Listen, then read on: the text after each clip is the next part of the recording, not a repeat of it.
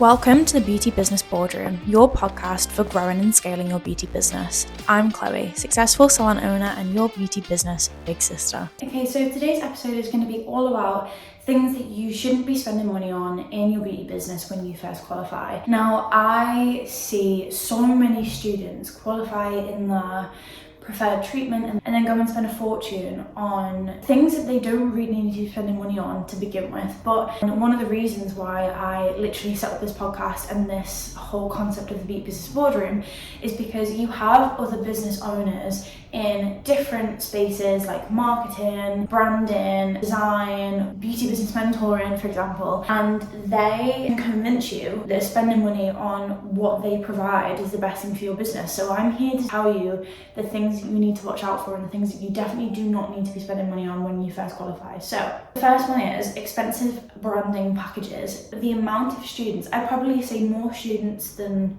not, tell me that when they first qualify, they've got somebody ready to pay to do their logo and their highlight covers on Instagram and things like that. And I know it can be so easy to be convinced that you need somebody to do those for you, but you can do them yourself and it's so easy. I'll give you a couple of ways on how you can do this yourself. So first of all, rather than having a logo, having your face, selfie or a professional photograph as your profile picture on Instagram is way better than having a branded logo, because like we always say, people buy from people. So secondly, you can use a website, an app called Canva, and Canva is literally my best friend. I'm gonna link all of these things that I talk about today in the description. Canva is so easy to use. It's literally why it was built. It's built for beginners to be able to design things easily, and you don't need to be paying anybody to do it. So don't be spending like £500 on a logo and branding package because you don't need it.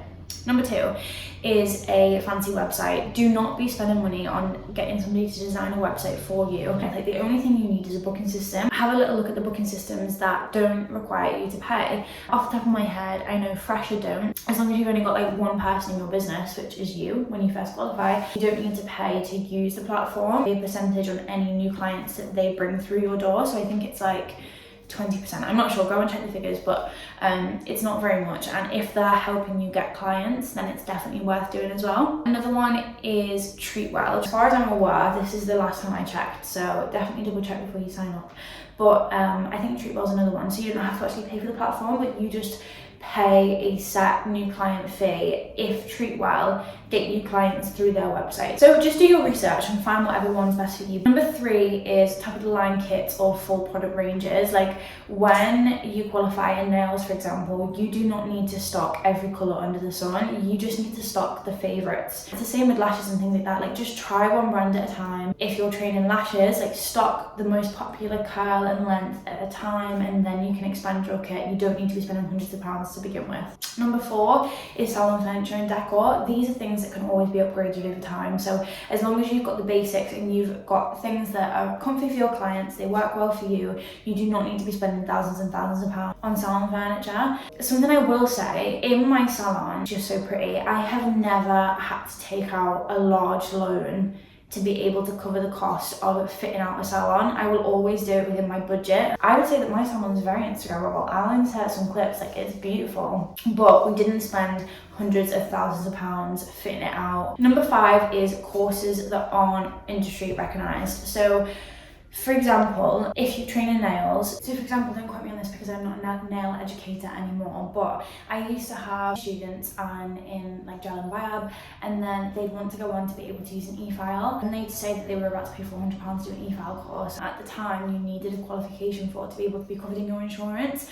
It was something that you could learn yourself online. Obviously, if you're doing certain treatments like lash extensions, like your basic qualifications, of course you need a proper qualification for that. But even then, I would make sure that you're spending your money on the right one and really do your research. But for things like a social media course, you don't need to go and pay £600 to do that. You can learn a lot by things like this, like YouTube, podcasts. There's loads of information on TikTok and things like that. So things that you don't need to spend money on are courses that you don't need a qualification for. As long as you don't spend your money on those five things, then you'll be saving a lot and you'll be able to make a lot more money taking clients in your first few months of qualifying.